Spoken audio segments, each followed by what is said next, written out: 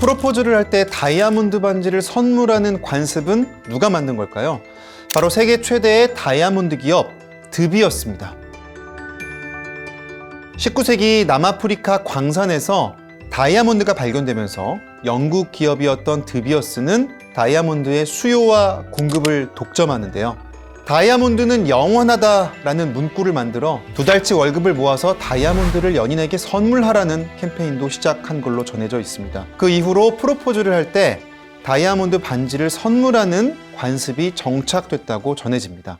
하지만 이 다이아몬드에는 수많은 사람의 끔찍한 죽음과 저주가 숨겨져 있다는 사실 알고 계신가요? 오늘 살펴볼 주제는 피의 다이아몬드입니다.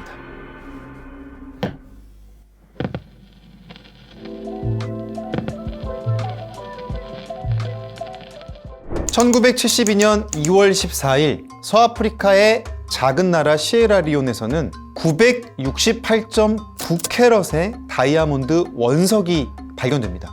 세계에서 세 번째로 큰 이 다이아몬드에는 시에라리온의 별이라는 별명이 붙었습니다. When bidding starts on the London market, this almost priceless lump of carbon is expected to raise a cool £1 million, as a starting price, of course. 시에라리온의 수도는 바닷가에 인접한 서부 도시 프리타운이었는데요.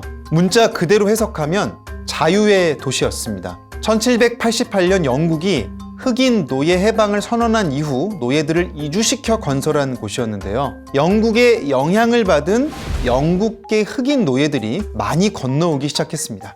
미국과 독립전쟁에서 패한 뒤에는 미국에서 추방당한 노예들까지 프리타운으로 보내졌고요. 영국은 노예 무역선을 이후 단속하면서 붙잡은 노예들도 모두 이곳으로 보냈다고 합니다. 영국은 처음에 노예들을 해방시켜준다고 하더니 이곳에 영국계 흑인들이 점점 늘어나니까 이 지역에 눈독을 들이기 시작을 했고요. 급기야 1896년 영국은 이곳을 자신들의 식민지로 만듭니다.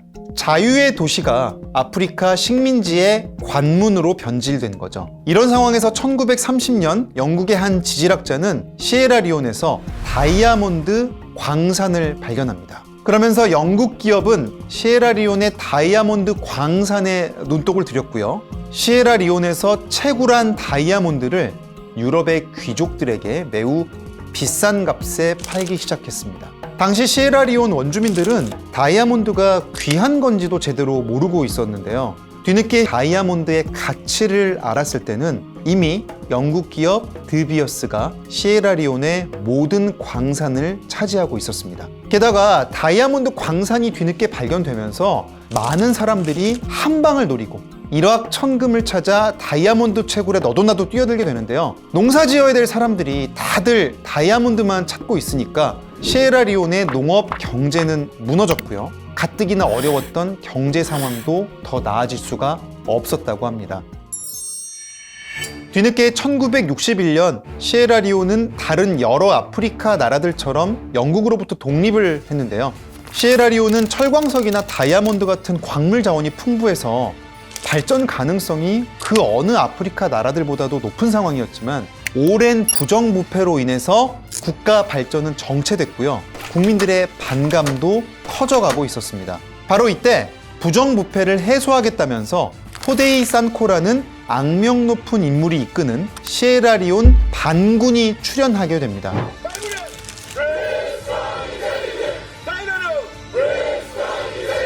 처음엔 이 사람들도 정부군을 상대로 투쟁을 선포하면서 국가를 정상화하겠다 이런 얘기를 하면서 내전을 시작했지만 이들이 시에라리온 동부에 있던 다이아몬드 광산을 차지하게 되면서 어느덧 내전은 다이아몬드 쟁탈전 양상으로 흐르게 됩니다. 반군들은 다이아몬드 광산을 활용해서 군 자금을 썼고요. 다시 다른 광산을 또 점거하고 또 군 자금을 쓰고 이런 식으로 점차 세력을 확장해 나갔는데요.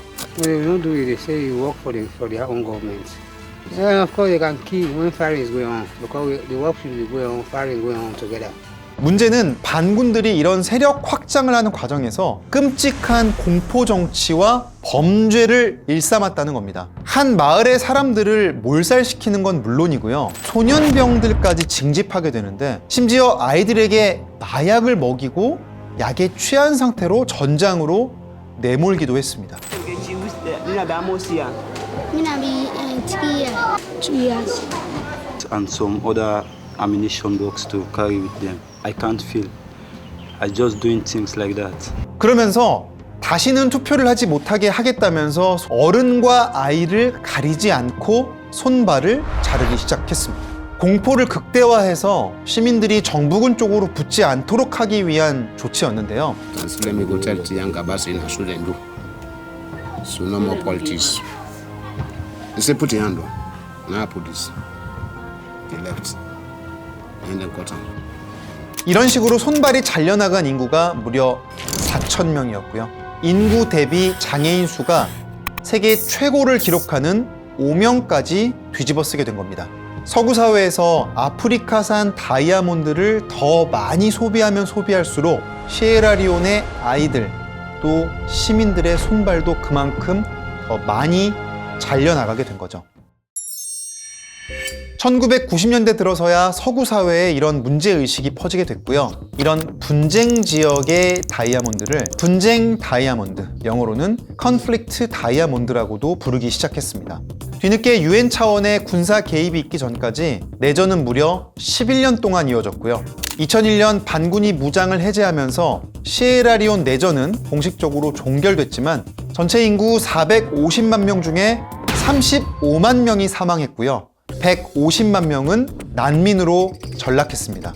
그러면서 시에라리온의 평균 수명은 35세로 추락하게 되죠. 국가에 천연 자원이 많으면 정작 제조업이나 서비스업 등 다른 분야에 제대로 투자가 되지 않는 현상을 자원의 저주라고 부릅니다. 시에라리온의 경우에는 이 자원의 저주로 인해 단순히 경제 성장만 정체됐던 게 아니고요. 시민들의 소중한 목숨과 팔, 다리까지 함께 잘려나갔던 거죠.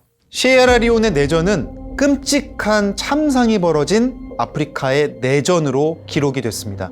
영원한 사랑을 상징하는 다이아몬드 뒤에 숨겨진 끔찍한 죽음과 저주의 역사. 여러분들은 어떻게 생각하시나요? 지금까지 딩딩대학의 염규현 총장이었습니다.